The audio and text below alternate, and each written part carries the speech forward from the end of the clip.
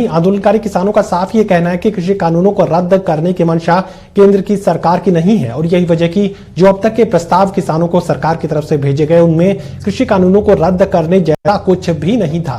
ऐसे में आंदोलनकारी अपने आंदोलन को आगे बढ़ाने का काम करेंगे। 12 और 14 दिसंबर को देश भर में जो तय कार्यक्रम आंदोलनकारियों का है वो तेजी से आगे बढ़ता नजर आएगा। किसान नेता धर्मपाल सिंह से खास बातचीत की मेरे सहयोगी दिव्यांशु मल्होत्रा ने। दिल्ली के बॉर्डर्स पर पिछले 15 दिनों से किसान धरने पर बैठे हैं। सरकार द्वारा किसानों ने प्रस्ताव को भी ठुकरा दिया है। हमारे साथ बातचीत करने के लिए कुछ किसान नेता हैं। सर, अपना नाम बताइए और ये बताइए कि सरकार ने आप लोगों को एक प्रस्ताव भेजा था, उसको आप लोगों ने ठुकरा दिया है, तो अब आगे की क्या रणनीति है? मेरा नाम कामरेड धर्मपाल सिंह सील, सीनियर मीत प्रधान कुल हिंद किसान सभा पंजाब जी। केंद्र सरकार ने प्रस्ताव भेजा था और उस प्रस्ताव में ऐसा कुछ नहीं है जो इन कानूनों को रद्द करता हो। वो तो उन्होंने एक सुझाव दिया है कि हम इसको जो आपका APMC है उसको भी रखेंगे, जो प्राइवेट मार्केट होगी उसको हम टैक्स के भी उसके ऊपर भी टैक्स चालू कर देंगे। ऐसे उन्होंने 6-7 सुझाव दिए हैं।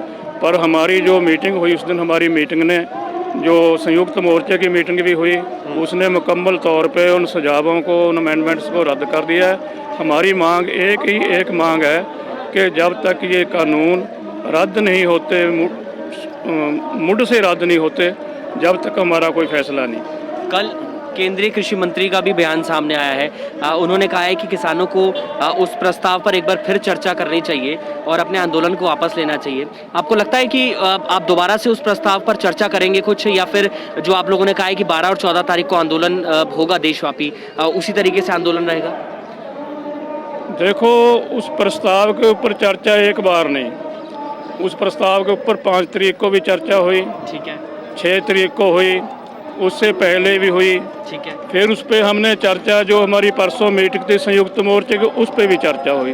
अब उस पर चर्चा का कोई सवाल ही पैदा नहीं होता। जो हमने आह्वान किया है परसों की मीटिंग में कि 12 तारीख को पूरे देश में जो टोल प्लाजे है उनको एक दिन के लिए फ्री किया जाएगा और जो भी रिलायंस के कारोबार है अडानी अबानी के, जैसे पंजाब में मुकम्मल बंद है 2 महीने से, उनको रोका जाएगा।